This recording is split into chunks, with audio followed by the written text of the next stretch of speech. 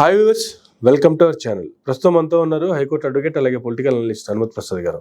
నమస్తే సార్. నమస్కారం సార్, రేపు ఆంధ్రప్రదేశ్ రాష్ట్రంలో చూసుకుంటే అమరావతి రాజధాని అమరావతి పనుల పునఃప్రారంభం అనేటువంటి పేరుతో మరొకసారి ప్రధానమంత్రి మోదీ గారిని ఆహ్వానించడం, ఆయన కొన్ని లక్షలకు సంబంధించినటువంటి పనులకు ప్రారంభోత్సవం చేసి వెళ్తారు. అనంతరం భారీ బహిరంగ సభ కూడా ఉండబోతుంది అనేటువంటిది కూటమి తరపు నుంచి ఏర్పాటు చేసుకున్నటువంటి ప్రోగ్రాం. ఈ ప్రోగ్రాంలో ఎక్కడ కూడాను పవన్ కళ్యాణ్ ఫోటో కానీ, పవన్ కళ్యాణ్ వార్త కానీ, పవన్ కళ్యాణ్ ప్రమేయం కానీ ఎక్కడా లేదు. ఏంటంటే అసలు జనసేన, టీడీపీ, బీజేపీ అన్నప్పుడు మోదీ గారు ఉన్నారు, చంద్రబాబు నాయుడు ఉన్నారు టీడీపీకి సంబంధించి. జనసేనకి సంబంధించి పవన్ కళ్యాణ్ గారు ఎందుకు లేనట్టు? ఒకవేళ అవసరం లేదనుకున్నారా? లేదు, ఇది అఫీషియల్ ప్రోగ్రాం కాబట్టి ఇక్కడ సీఎం గారు, అక్కడ ప్రధానమంత్రి గారు కాబట్టి అది అఫీషియల్ ప్రోగ్రాంగా ఆ రకంగా చూస్తారా? ఏంది అసలు దీని అనుకున్నటువంటి కాన్ఫిడెన్స్ అయితే ఏం చెప్తారు సార్? ఇప్పుడు అఫీషియల్ ప్రోగ్రామ్ కింద వస్తుందండి ఇది. అఫీషియల్ ప్రోగ్రామ్ కింద వచ్చినప్పుడు అక్కడ మా ఇద్దరం ఉంటే సరిపోతే మిగతా వాళ్ళు ఎవరు వేయలేదు. పవన్ కళ్యాణ్ గారిదే అనే కాదు కదా, మిగతా వాళ్ళు కూడా ఎవరు వేయలేదు కదండి. అందువల్ల ఏంటంటే జనసేన నాయకులు కొంచెం ఇబ్బంది పడితే పడచ్చు, కానీ వాళ్ళ నేత ఫోటోలు లేదని ప్రతిదాని మీద ఎలాగుంటది. ఇప్పుడు ఆయన పోలవరం ప్రాజెక్టు పునఃప్రారంభం అంటే ఆల్రెడీ ప్రారంభం అయింది కదా. గతంలో ప్రారంభమైనప్పుడు ఎవరున్నారు, మళ్ళీ దాన్ని తీసుకొస్తున్నారు పునఃప్రారంభం. మళ్ళీ మోడీ గారు వస్తారు, ఇది వస్తారు, దానికి అంత అడావుడు ఏం అక్కర్లేదు కదా. కొత్తగా శంకుస్థాపనలు అవి కంటే ఏదో నామినల్ గా ఏదో చేస్తారు, శంకుస్థాపన చేసినట్టుగా చేస్తారు తప్ప పునఃప్రారంభం కాబట్టి అక్కర్లేదు పవన్ కళ్యాణ్ గారిని అనుకున్నారు. కాకపోతే పవన్ కళ్యాణ్ గారి అభిమానులు ఏంటంటే ఉద్దేశపూర్వకంగానే జనసేనని పక్కన పెడుతున్నారు.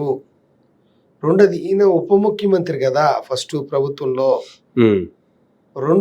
మూడోది, పవన్ కళ్యాణ్ గారు కూటమి ప్రభుత్వంలో క్రియాశీలకమైనటువంటి నేత కదా.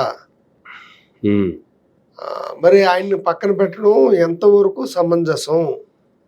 రేపు కాబోయే ముఖ్యమంత్రి కదా పవన్ కళ్యాణ్ గారు, వాళ్ళ భావన. ఇప్పుడు ఆయన ఎక్కడికి వెళ్ళినా సీఎం అంటారు, తప్పు కాదు కదా, అవునా కాదన్నదే. అలాంటి నేతకు అవమానం జరిగినట్టుగా వాళ్ళు ఫీల్ అవుతున్నారు.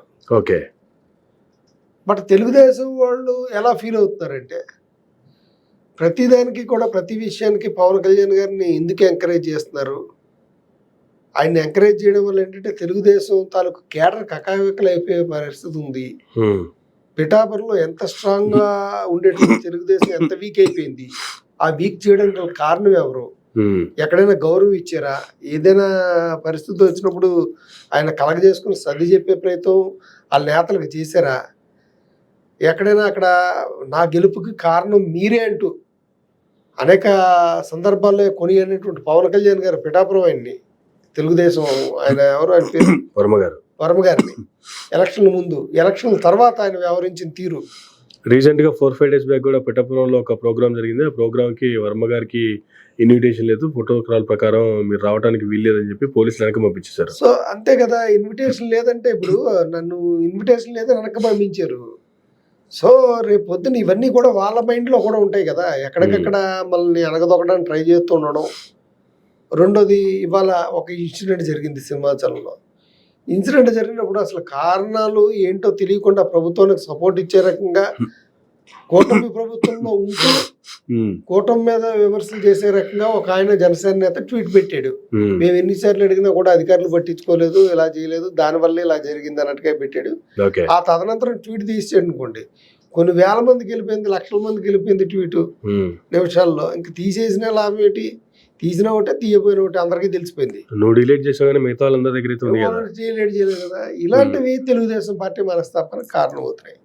అందువల్ల బయటికి ప్రజలకి చూడడానికి కనిపించే రకంగా అందంగా కనిపిస్తారు, లోపలంతా డొల్ల, లోపలంతా కీచులాట్లు.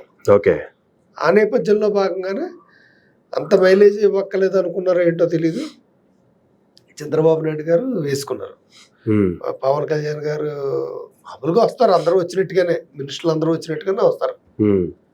దానికి వాళ్ళు చెప్పేది ఏంటంటే డిప్యూటీ చీఫ్ మినిస్టర్ అనేది ప్రత్యేకంగా రాజ్యాంగం లేదు, మంత్రుల కింద లెక్క. వీళ్ళు క్రియేట్ చేసుకున్న పోస్ట్. ఈ మధ్య కాలంలో కొన్ని డిబేట్లలో కూడా ఇలాంటి స్వరం కొంచెం గట్టిగా వినిపిస్తుంది. పవన్ కళ్యాణ్ గారు అంటే ఆయన అతీత శక్తి ఏం కాదు కదా, ఆఫ్టర్ ఆల్ ఆయన ఒక మంత్రి అంతే. ఆయన మంత్రికి ఇవ్వాల్సినటువంటి వాల్యూ ఆయనకి ఇస్తారు, అంతకుమించి ప్రతి దాంట్లో మాకు కావాలంటే ఎట్లా ఇస్తారు అనేటువంటిది వస్తున్నటువంటి లేపుతున్నటువంటి డిబేట్ల పరంగా మాట్లాడుతున్నటువంటి మాటలు. అవును, అది రైటే కదండి. ఇప్పుడు డిప్యూటీ చీఫ్ మినిస్టర్ పదవి అన్నది రాజ్యాంగబద్ధమైన పదవి కాదు. అది ఫస్ట్ అది అందరూ ఒప్పుకోవాల్సిందే, ఈ పార్టీ అయినా ఒప్పుకోవాల్సిందే. ఎందుకంటే అంటే వాళ్ళు ఏంటంటే కొంత నీకు ఉన్నత స్థానంలో కూర్చోబెట్టడానికి ఒక స్టెప్ పెంచారు. ఓకే, మరి మంత్రి కింద కదా లెక్క ఈక్వల్గా ఉంటుంది. ఇప్పుడు స్పీకర్ని అన్నిటికీ ఇదిగా చూస్తారు, స్పీకర్ని దేనికైనా పిలుస్తారా? ఆయన రాజకీయాలకు సంబంధం లేదంటారు, నువ్వు అంతవరకే పాత్ర అంటారు.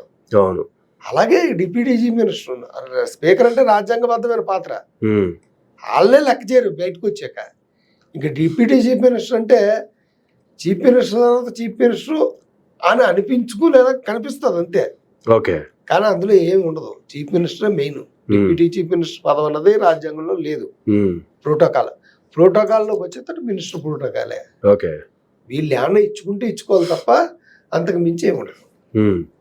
కానీ ఈ పర్యటన ఆద్యంతం గమనిస్తే కూడా ఇప్పటివరకు దానికి సంబంధించినటువంటి వ్యాఖ్యలు కానీ లేదా ప్రధానమంత్రి గారి రాకకు సంబంధించి కానీ లేదంటే ఇటువంటి పరిస్థితులు జరగబోతున్నాయనేటువంటి కానీ పవన్ కళ్యాణ్ ఎక్కడ మాట్లాడలేదు. గత 2-3 రోజులుగా ఆయన పార్టీ ఆఫీస్లో వివిధ ప్రాంతాలకు సంబంధించినటువంటి నాయకులతో మీటింగ్లు పెట్టుకుంటున్నారు, రకరకాల కామెంట్లు చేస్తున్నారు.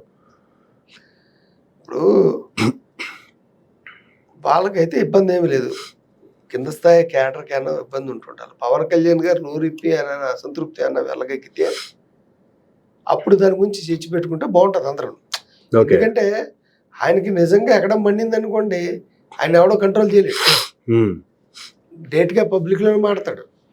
చంద్రబాబు నాయుడు గారు కంప్లైంట్ ఇచ్చో లేకపోతే మంత్రివర్గంలో చర్చించుకుంటారు, నేను చెప్పి నాకు పలానా వాళ్ళ మీద కంప్లైంట్ ఇచ్చో అనంత ఏం లేదు. ఆయన కోపం వస్తే ఆయన ఖచ్చితంగా డైరెక్ట్గా పబ్లిక్ వేదిక మీద మాడతారు, అది అనుభవం. ఆయన మాట్లాడలేదు అంటే అర్థం ఏంటి? సరేలే, ఆయన అర్థం చేసుకున్నారు ఇది ప్రభుత్వ కార్యక్రమం, చంద్రబాబు నాయుడు గారు ఉంటే సరిపోతుంది. చంద్రబాబు నాయుడు గారు కాకుండా ఇంకొకల ఫోటో ఏమన్నా పడితే అప్పుడు రియాక్ట్ అవుతాడు. అంతవరకు సరే ఇది కార్యక్రమం కదా, ఎలాగ అందరితో పాటు మంత్రుల కింద వెళ్తారు.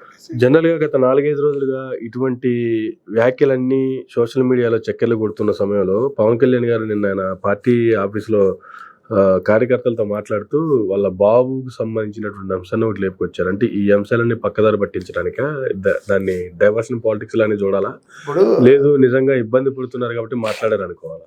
ఇప్పుడు రెండోదండి, చిలవని పలవని చేస్తున్నారు. ఇప్పుడు సోషల్ మీడియా ఎలాంటిది, ఇప్పుడు ఆయన జ్వరం వల్ల రాలేదనుకోండి, చంద్రబాబు నాయుడు గారు ఏదైనా అలిగారేమో, దూరం అవుతున్నారేమో, త్వరలో కూటమి పటాపంచులు, ఇలా రకరకాలు రాస్తుంటారు. ఎవరు ఊహాగానాలు నిజంగా ఊహించుకోవచ్చు, ఎందుకు రాలేదు, ఆయన ఇంపార్టెంట్ పర్సన్ కదా, చంద్రబాబు నాయుడు గారు గౌరవం ఇవ్వనట్టుగా కదా ఆయన పిలిచినా కూడా రాలేదంటే అన్న భావనలో ఉంటారు. అక్కడ ఆయనకి వేరే వేరే కారణాలు ఉండొచ్చు. కానీ మీడియా ఏం చేస్తుందంటే గ్యాప్ పెంచేస్తుంది వాళ్ళ మధ్య లేనివి రాసి. అందువల్ల ఆయన ఏంటంటే ఇంకా ఆ విషయం ఇక్కడ చాలు అని చెప్పి వాళ్ళ అబ్బాయి విషయాన్ని టాపిక్ని తీసుకొచ్చారు. అంతకు మించి ఏం లేదు. ఆయన సూటుగా అడిగే ప్రశ్నకి మిమ్మల్ని ఎందుకు పిలవలేదు తెలుగుదేశం పార్టీ అంటే ఆహ్వానం ఉంటుంది, ప్రధానంగా ఉండాలి కదా. ఇప్పుడు ఆయన ఫోటో ఉంటే పురంధరేశ్వర గారిది కూడా ఉండాలి, బీజేపీ వాళ్ళది కూడా లేదు కదా. కూటమి అంటే తెలుగుదేశం పవన్ కళ్యాణ్ గారే కాదు కదా, జనసేన కాదు కదా, బీజేపీ కూడా ఉంది కదా. ఇక్కడ మరి బీజేపీ వాళ్ళ ఫోటో లేదు, దాని గురించి ఎందుకు మాట్లాడలేదు ఎవడను? ఇటు బీజేపీ వాళ్ళు పట్టించుకోలేదు, ఇటు జనసేన ప్రధాన నాయకుడు పట్టించుకోలేదు.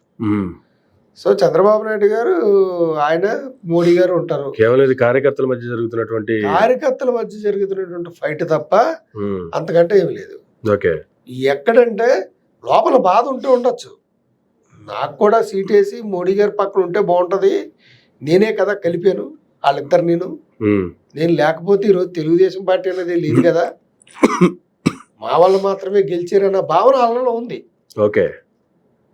నేను లేకపోతే అక్కడ పవన్ కళ్యాణ్ అనేవాడిని లేకపోతే అక్కడ మళ్ళీ జగన్మోహన్ రెడ్డిని ఎవడు కంట్రోల్ చేసేవాడు ఎవరు లేడు, మళ్ళీ ఆయన సీట్లోకి వచ్చేవారు, ఈయన ఎక్కించింది నేనే అన్న భావంలో ఉన్నారు.